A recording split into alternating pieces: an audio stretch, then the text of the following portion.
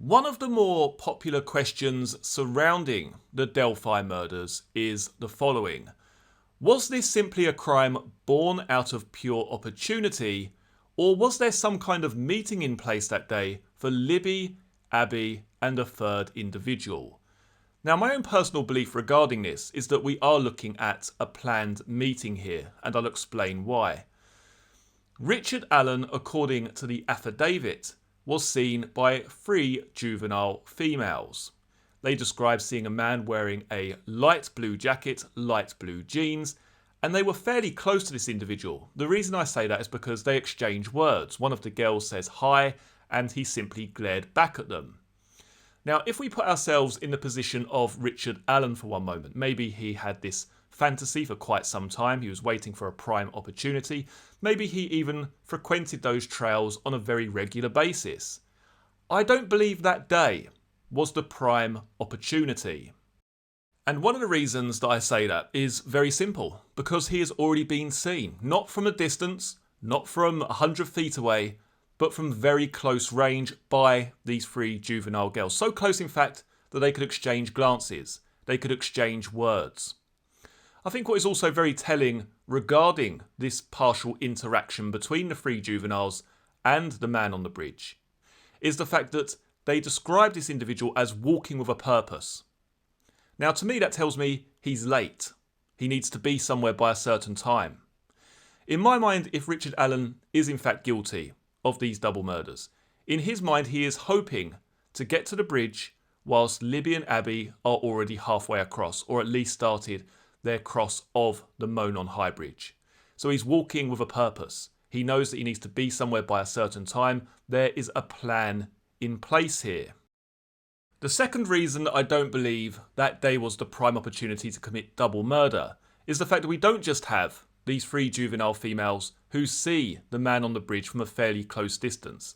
There's also another lady who spots the man standing on the first platform on the Monon High Bridge. Now, if Richard Allen is indeed the killer of these 2 girls, then what I believe has happened is that he has got there too early, or he has walked off with a purpose, as described by the 3 juvenile females, towards the bridge. He has got there and there is no one there. So he stands out on the first platform, and one thing that Richard Allen, or the man on the bridge, doesn't have to worry about is being seen by Libby and Abby. They're expecting to meet, most likely, the Anthony Shots profile, an individual who is in their late teens. So Richard Allen being seen by the 2 girls is not a concern for him. There is also the possibility here that Richard Allen arrived at the CPS building, parked up his car and waited for a matter of around 10 minutes, maybe slightly longer, before exiting his vehicle and heading towards the Freedom Bridge.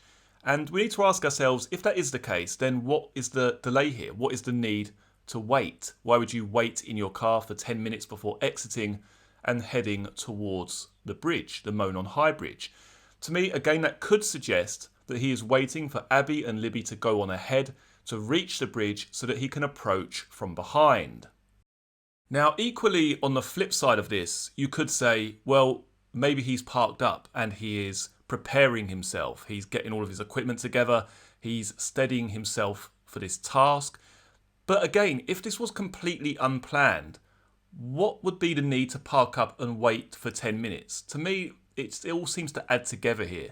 The way that this man is walking with a purpose, striding forward, he's heading somewhere. He knows exactly where he's heading, and he's got a rough idea of what time he's got to be there.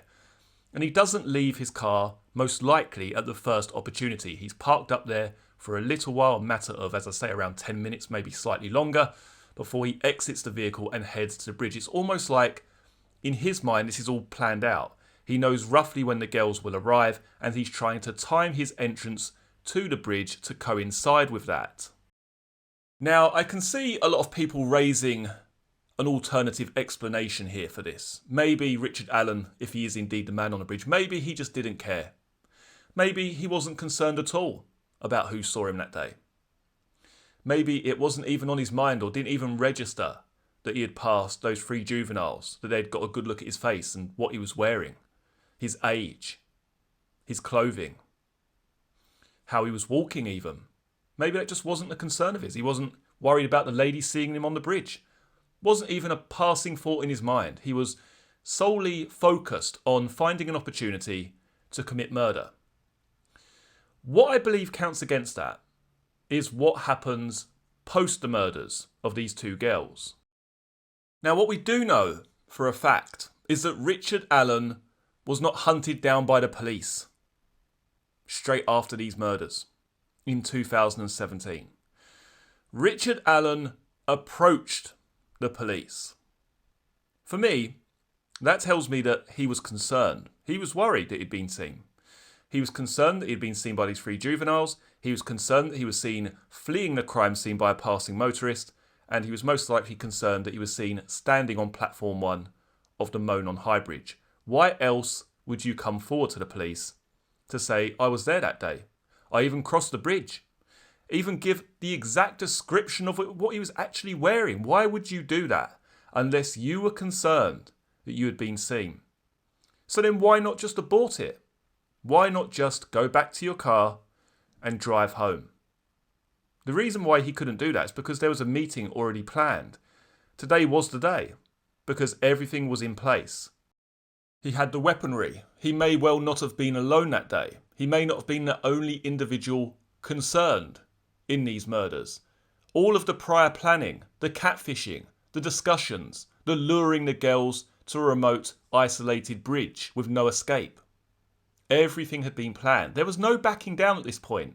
He had to get to the bridge as quickly, as stealthily, if you will, as he could, and the rest is history. But make no bones about it, he was concerned. After the murders, he was concerned. And that is why he approaches law enforcement, to give, as I say, the exact description of what he was wearing. Blue jacket, blue jeans.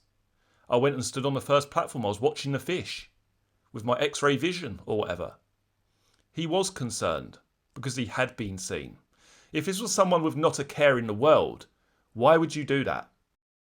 So now let's take a look at the possibility that this was actually just a crime of opportunity. Are there any factors in this case that point to that being likely? And actually, there are a few.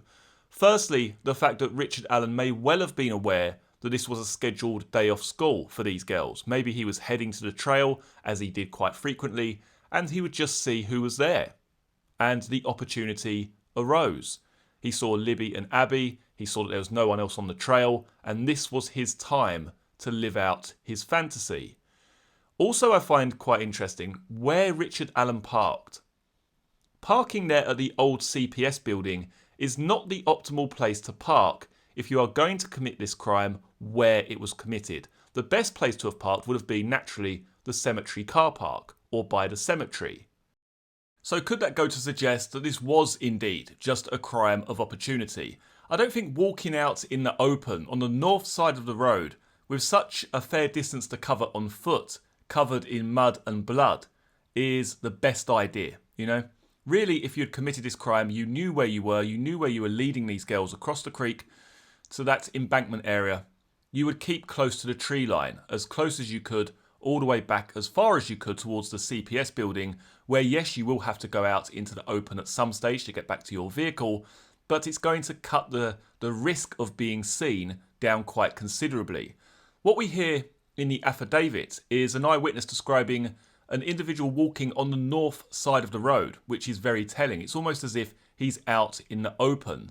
So was this, as I say, just a crime of opportunity? And really what this individual needed or wanted to do most of all was get back to his car in the quickest time possible. Now, obviously we can't discount the possibility that this was indeed a planned meeting, but the murder did not go as planned, if that makes sense. What I mean by that is that we can't really discount the possibility that the girls tried to flee across the creek and he actually ended up somewhere he wasn't expecting to end up. Therefore, he headed to the nearest road or the nearest place where he could get his bearings and headed back to his vehicle. That is a distinct possibility. But with everything taken into consideration here, looking at the case as it stands right now, in December 2022, there has to be a connection here for me.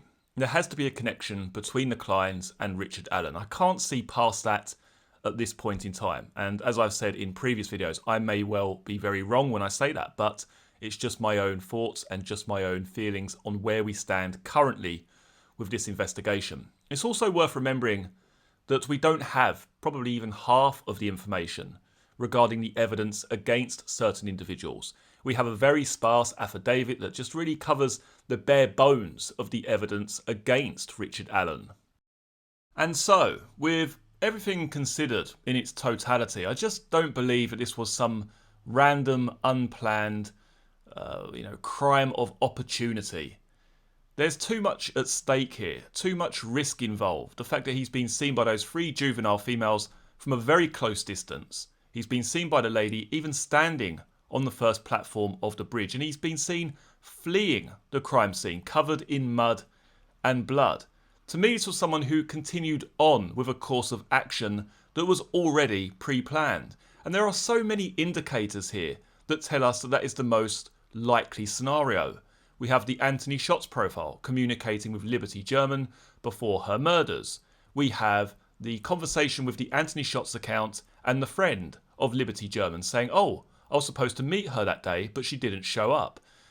There's too many coincidences here for me to believe that this was just some random attack and these 2 girls were just really unfortunate and they ran into the hands of a monster that day by pure chance. But I feel the 2 biggest giveaways in this particular situation regarding it being a planned murder or a planned meet for that day is the fact that, as I said earlier, that he stayed in his car for a certain amount of time before leaving. It's almost as if it has to run to a certain time schedule, or he is expecting someone to be there at a certain time. It doesn't appear, and I'll say that word again, it doesn't appear as though Richard Allen has just pulled up at the old CPS building, exited his vehicle and started walking and just looking around the trails. It would appear that he waited there for some time.